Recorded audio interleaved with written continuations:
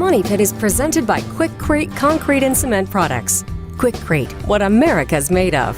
Like us on Facebook and visit online at www.quikrete.com for product information and easy step-by-step project videos. Making good homes better. Welcome back to the Money Pit Home Improvement Radio Show, on air and online at moneypit.com. I'm Tom Kreitler. And I'm Leslie Segretti. Well, it's summer storm season, and no matter where you live, everyone is susceptible to severe storms. Hurricanes, tornadoes, and even bad thunderstorms can cause damage and knock out power. Our next guest knows very well what Mother Nature is capable of. General Russel Honoré led Task Force Katrina after the devastating Gulf Coast hurricane in 2005, and he joins us now on behalf of Kohler Generators. So, General, you say that you are your own first responder. What does that exactly mean? Well, as we saw during Katrina and we saw during Hurricane Sandy, and numerous other events from earthquakes out in California to tsunamis in Japan. For those first days and hours, in many cases, you got to take care of yourself. So I tell people to prepare prior to a disaster like you're going to be your own first responder, because the life you may save is your own and that of your neighbor.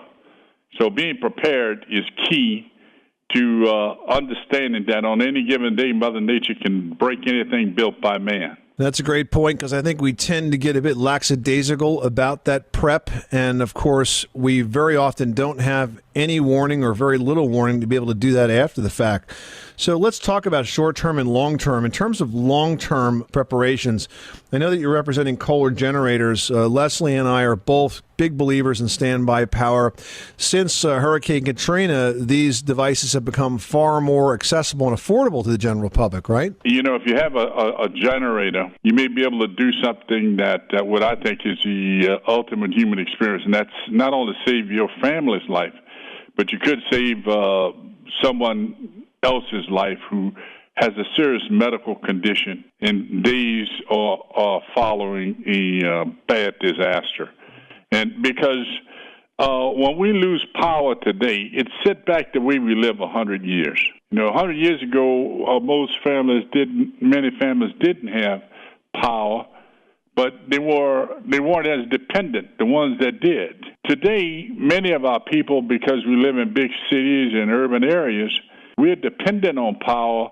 In many cases, many of the windows don't open in buildings we live in, and even in some homes on the upper floors. So to have a standby generator will give you that capacity to shelter in place. So it is a part of the investment that you put in your home. If you're just talking about, well, we living in this house, but if you want to make it a home, you want to be able to shelter in it, and it should be a part of your plan to have a capacity to live in your home with generator power, because, you know, we put a man on the moon, but we haven't developed a transformer that a squirrel can't trip. I mean, we can sit here right now and the power could go out. And I say that with humor, but we know the big things that happened, like in Katrina. We didn't have power from Florida all the way to Baton Rouge, Louisiana, along the Gulf Coast. And that was a devastating event. Yeah, and we were greatly affected by Sandy here in the Northeast, where both Tom and I live. And personally, we were without power for 18 days, which doesn't seem like a long time, but I had just come home with a newborn, and it's a lot when there is no power in your home and you're trying to take care of a baby and a small child. You know, it's difficult. So a standby generator, you know, Tom and I both have Kohler units ourselves, and having a standby generator in the home, granted, I haven't had it kick on, but knowing that it's there and knowing that I have the peace of mind is a huge comfort. I mean, it really is so comforting to know that we'll be okay. Plus, I've told all of my friends, buy an air mattress. You are more than welcome. And, you know, I'm just north of where Ground Zero was for Hurricane Sandy, and we were without power for quite a while. But I was with power. I had my standby generator basically ran 9 days straight, 24/7.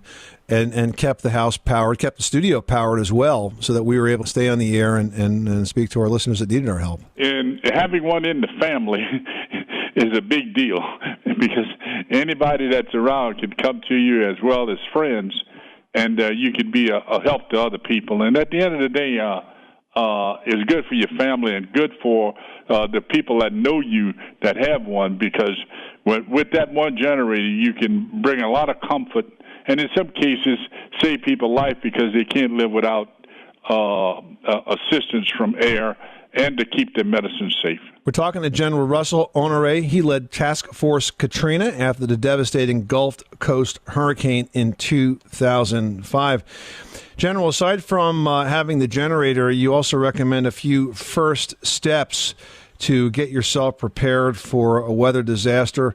First off is to think ahead in terms of your evacuation route. Think about evacuation, because the best place to be when a storm's coming is somewhere else. Start figuring out how you're going to get away from it. But you have to listen to local authorities, too, and if you're not in that cone of uncertainty there, get out of it if you are, and move away from it. It's best to move away if you can. But in many cases, we've got to stay because the threat isn't that big. But even a Category 1 storm could turn the lights out. You know, when Sandy came ashore, it wasn't even a Category 1. It had been downgraded to a superstorm. But they could turn the lights out. And when the lights go out, it's a game changer. Because as well as we'll close the roads, because up in the Northeast, I don't think y'all ever saw a tree you didn't like. And trees and power lines don't get along too good. And when the power go out, it goes from inconvenience to a disaster within hours. I mean, you're right. You know, the other thing that I think people don't keep in consideration, especially in areas where we're not that used to having storms or long durations of being without power, is, you know, supplies that you might need, being it food and water. So how many days do we need to think about having supplies on hand to eat and be hydrated, and how much per person? Well, the conventional wisdom is 3 to 5 days supply of food and water. And there are many estimates. I like the Red Cross one. If you go to www.redcross.org, everybody else kind of follow what they do. And they've been at this a long time advising people.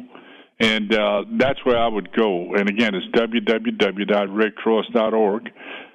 That's who I help and volunteer with in my spare time. And they have a great list of products that one may look at with great suggestions. And, of course, with the Internet, they're based on the time of the year. For winter time, various things you ought to restock in your kit, make sure you have.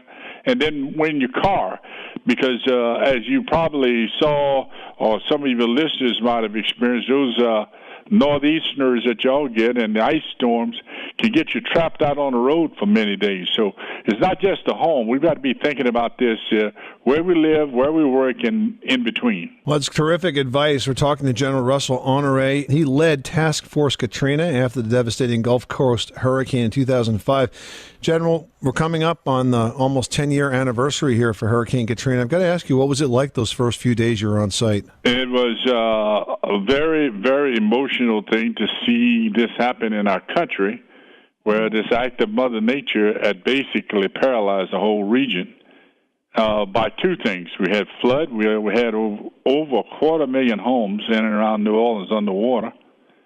And there was no electricity from Florida and all the way to Baton Rouge, Louisiana, along the coast. I used to fly it every night.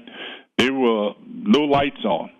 And the impact of that caused even the first responders themselves to be victims.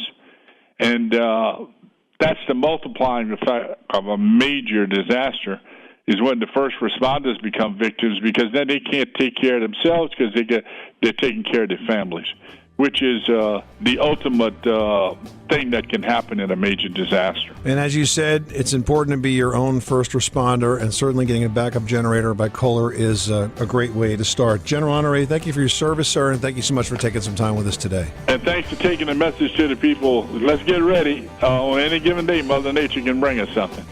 All right, still ahead, we're going to give you guys some advice on 5 top summer smart projects that will help you take your backyard, out of the atmosphere. We're talking a really cool backyard space with some very simple ideas. So stick around. You live in a money pit.